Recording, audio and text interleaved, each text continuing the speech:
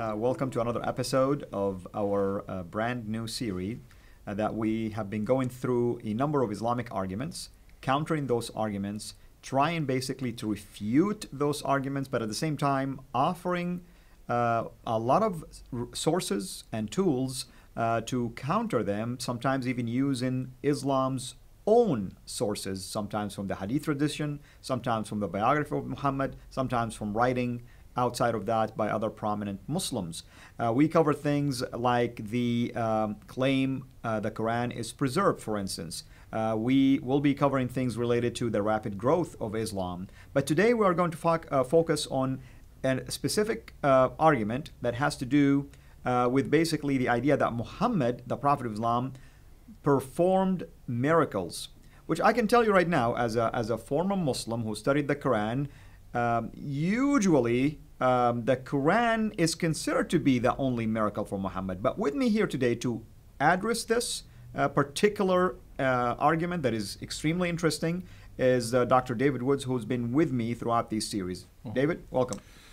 Well, I've debated many Muslims on whether Muhammad is a prophet, and it's interesting, over and over again, Muslims keep bringing up the claim that Muhammad performed miracles.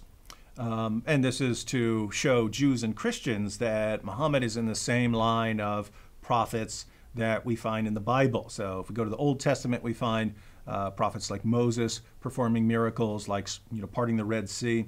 If we go to the New Testament, we find Jesus performing miracles, we find the apostles performing miracles, and so on. And so this is to show that Muhammad is in the same line with all of these guys.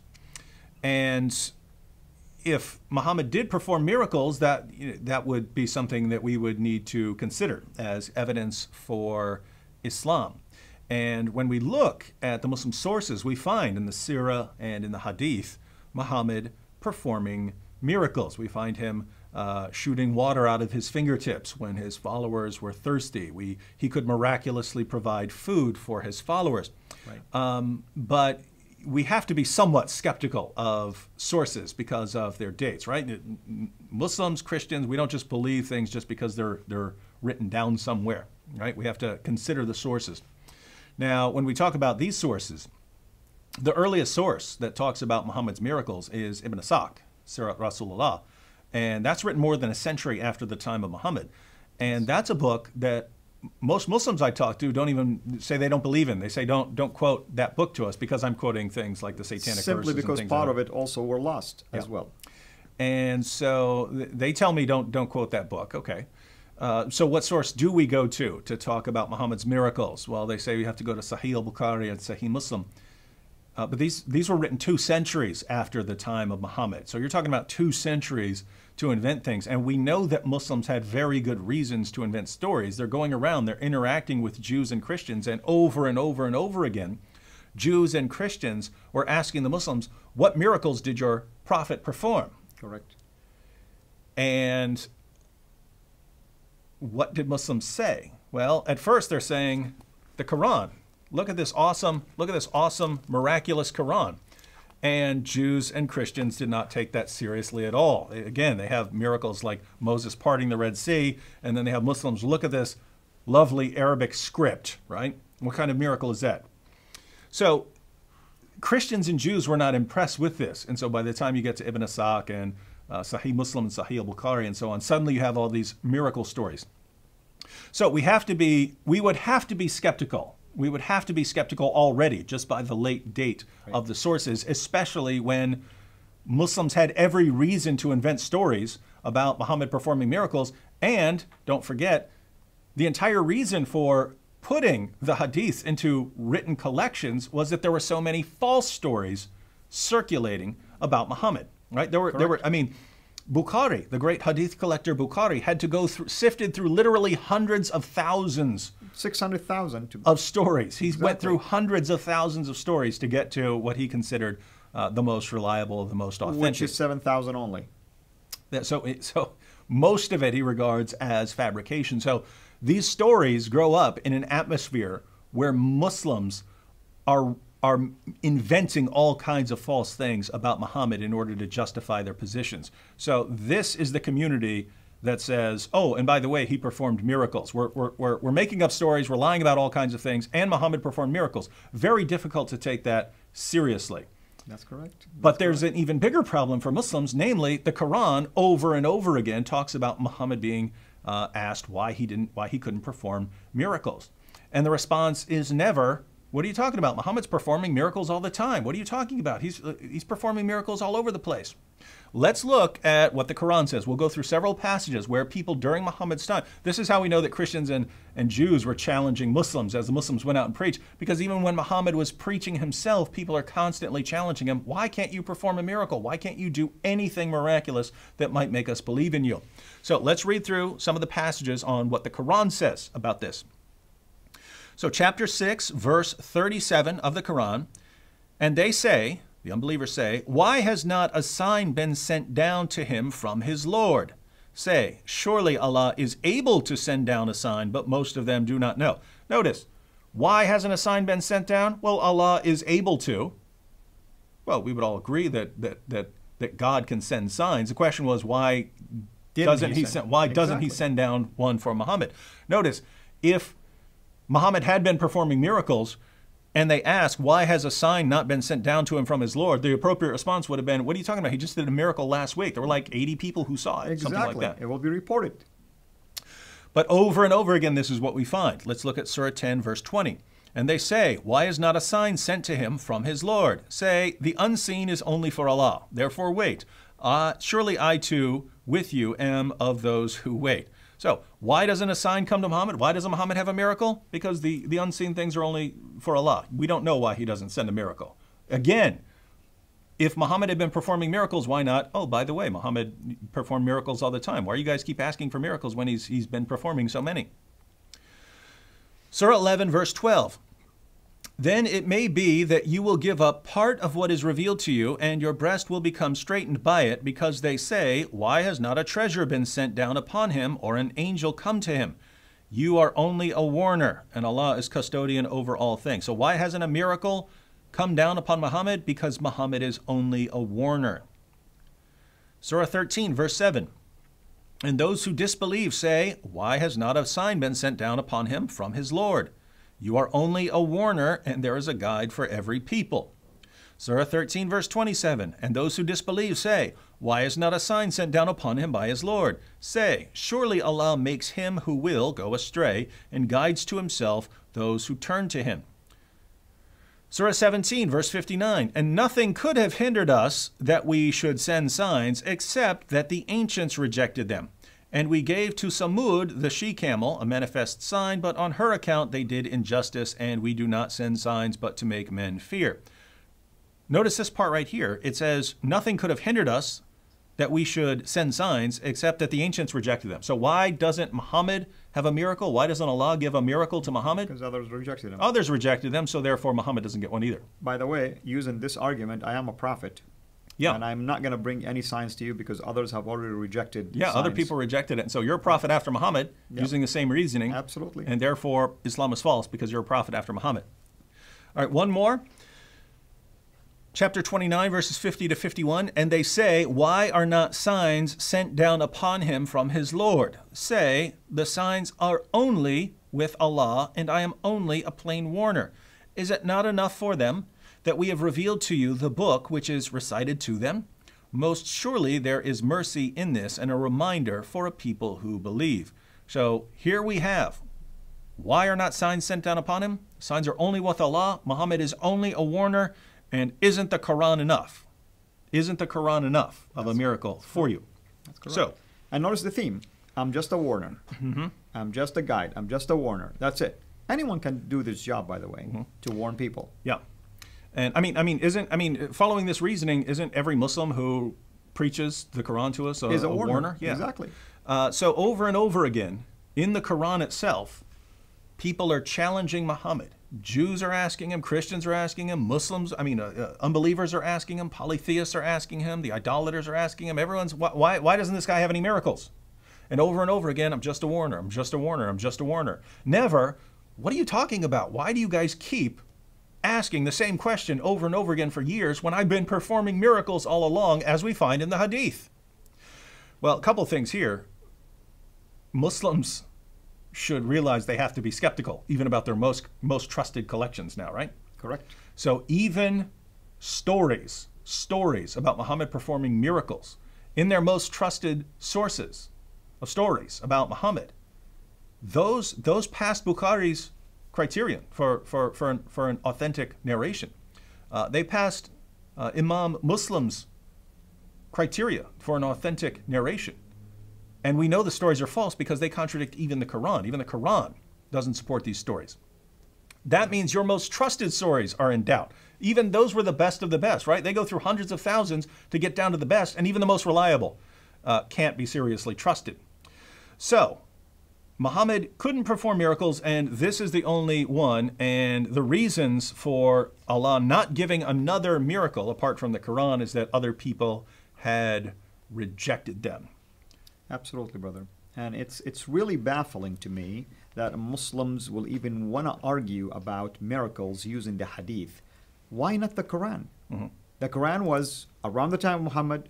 Why didn't God reveal such a thing? And in a little bit, I'm going to show why I'm raising this basically objection to this silly argument by using something that was written 2 centuries later. Mm-hmm. And so Muslims, by the way, do try to take that approach. They try to argue that there are miracles in the Quran, but they're only interpreting these as miracles because they're interpreting them in the light of these later sources and not of what the Quran actually says. So we'll look at the 2 examples they have. Muslims have 2 examples that they pull from the Quran to show that Muhammad did perform miracles according to the Quran. Now there's an obvious problem here. If in these verses Muhammad is performing a miracle, then that would be yet another example of a contradiction in the Quran, because all these other verses deny that Muhammad could perform miracles, and the Quran is his miracle. That's correct. So, but let's take chapter 29 of the Quran, verses 50. Chapter 17, verse 1. Surah Al-Isra. Yeah. Chapter 17, verse 1 of the Quran. This refers to Muhammad's night journey. Glory be to him who made his servant to go on a night from the sacred mosque to the remote mosque, of which we have blessed the precincts, so that we may show to him some of our signs. Surely he is the hearing, the seeing. So this Muhammad going from Mecca to Jerusalem, and this is supposedly an example of a miracle. Now, the problem, of course, right off the bat, is that Aisha herself, in Ibn Ishaq and other sources, was asked about Muhammad's night journey, and she said he was in bed the entire time. So this is not Muhammad miraculously being taken away and him disappearing from Mecca and being taken to Jerusalem and so on. This is Muhammad getting some sort of vision, right? Some sort of vision. Correct. And if I may add also, Dr. Wood, a miracle is intended for others to see it. Mm-hmm. So his own wife said he was asleep. But even let's assume he left the room. Nobody saw this. Yeah. No one said, I saw something unusual, al-Buraq. I saw the Prophet fly in somehow. Yeah. I saw an angel. I heard voices. None of that. And that's by itself is a problem. Number 2, we know historically that the Far Mosque, the Dome of the Rock, wasn't built until 691. So this very verse is problematic anyway in terms of proving that the Quran was tampered with later. Mm-hmm. And so you hit the nail right on the head there. It makes no sense for someone to say, "Hey, I was taken on a journey." No one saw it, but I was trust me on this one. I was taken on a journey. So best case scenario, you could say, well, the Quran says it, but no one sees it, and so it's basically Muhammad saying that he went on a journey. And oh, by the way, it's just some sort of vision. So this would be like me saying, "Hey, I had a dream," or something like this. I had a dream, and it's I went away to some great place and stuff like this. Therefore, it's a miracle, and I'm a prophet. No, we're asking, why don't we find miracles that could be confirmed? So notice, this just fits in with everything else. It's Muhammad is not doing any miracles that anyone can confirm. That's why they keep challenging him. And Allah says, well, people aren't going to believe it anyway, so I'm just not going to send them. them. Like you said, Dr. Wood, this is a vision. This is not a miracle. Mm-hmm. A more common one, because we do find this one in the Hadith, and Muslims think that this passage of the Quran supports it. But chapter 54, verses 1 through 2, the hour of judgment is nigh, and the moon is cleft asunder. But if they see a sign, they turn away and say, this is but transient magic. So, the moon is cleft asunder. There are stories in the Hadith about Muhammad going out and splitting the moon in half, and the unbelievers see it and so on. And so this is the miracle, and it's right here in the Quran. Now, what's the problem? Well, if you read this passage, this doesn't say anything about Muhammad doing anything here. There's nothing about Muhammad. There's nothing about Muhammad going out and saying that this is his sign or something like this. This doesn't say anything about what went on here, or even that this is some past event. And so you can only conclude that this is talking about Muhammad miraculously doing anything by reading the Hadith and saying, oh, what the Hadith talk about here, this is referring back to this, rather than that story in the Hadith evolving out of this passage of the Quran.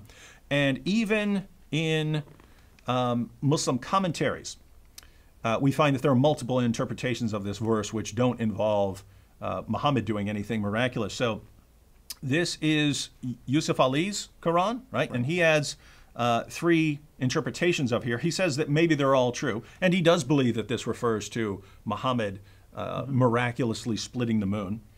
But he notes 3 explanations are given, and perhaps all 3 apply here.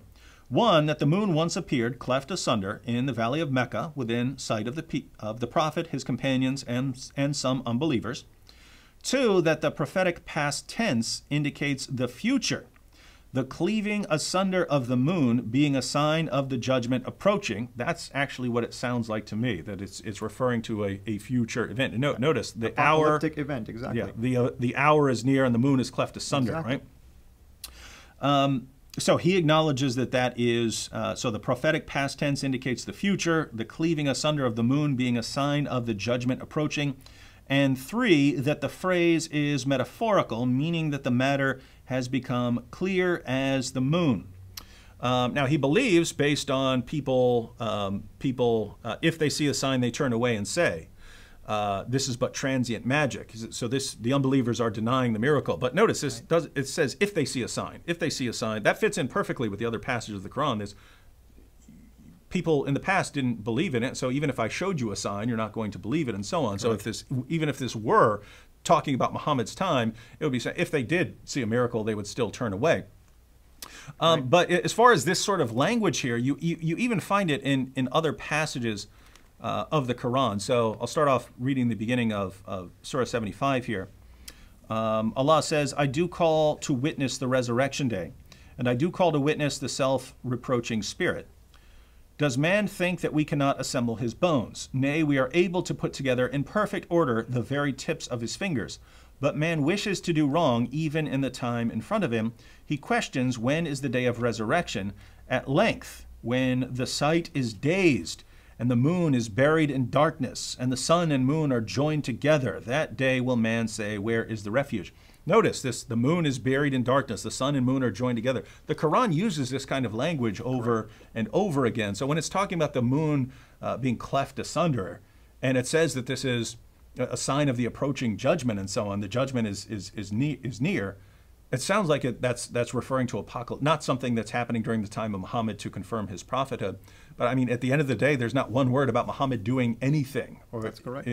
Best case scenario for Muslims, according to the passage, you'd say people saw some event and didn't take heed about what they should believe about God and didn't take heed that the judgment is near or something like that. Nothing about anything happening here that would confirm Muhammad as a prophet. So when we read the Quran from beginning to end, there isn't one single word about Muhammad performing a miracle or Muhammad having anything to do with a miracle apart from the Quran. And we find over and over and over again, like a beating drum, Muhammad not being able to perform miracles, and people constantly asking him why he couldn't perform miracles, and the Quran making excuses, making all kinds of excuses for why Muhammad didn't perform miracles. And so, if Muslims are basing their belief in Muhammad based on the idea that he performed these miracles that we find in the Hadiths, well, you really should read the Quran, Muslims, because Muhammad didn't do any of that according to the Quran. And I want to add to what you just mentioned, and thank you for all this detailed reference to Quranic verses. It's interesting because when it came to Muhammad, the Quran keeps insisting that he's just a warner. Yet the same Quran actually mentioned miracles that Moses did, Jesus did. Let me just give you a funny example. You and I know that Muslims are quick to rush to Deuteronomy 18:18 and say, only Muhammad is a prophet like Moses. Yep. Well, here is the Quran's own admission that he is not. In chapter 28, verse 48, this is what it says.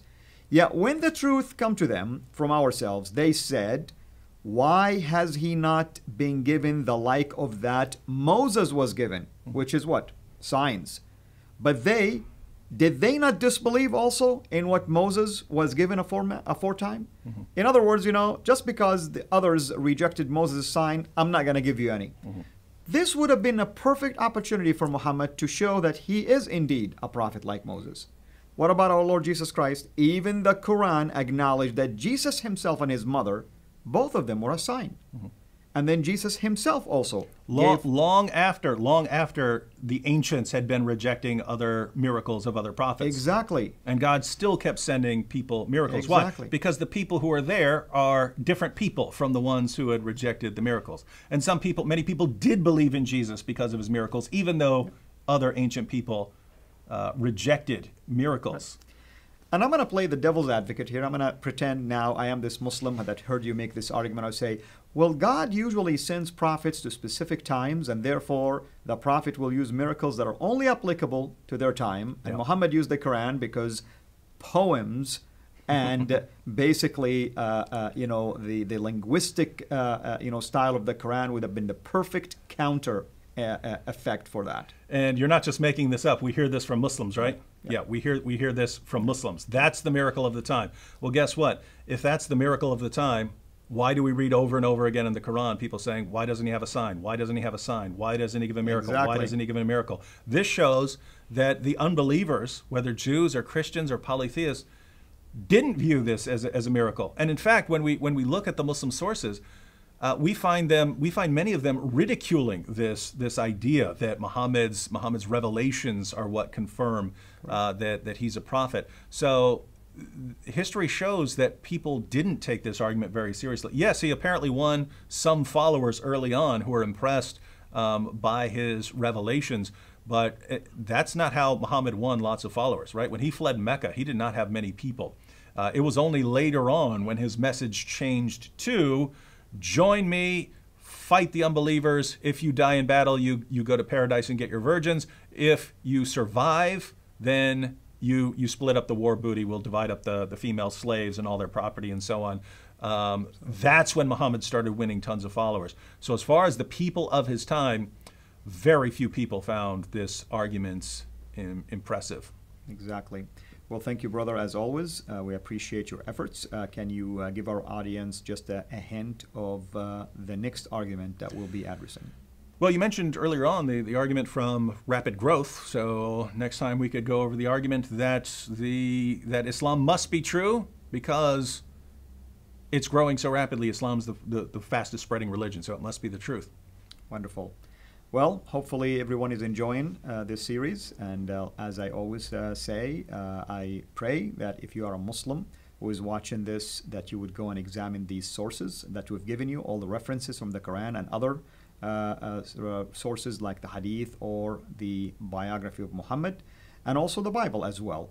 But if you are someone who is ministering among Muslims, we pray that this also will be a useful tool in your hand. Until we meet again, have a blessed day.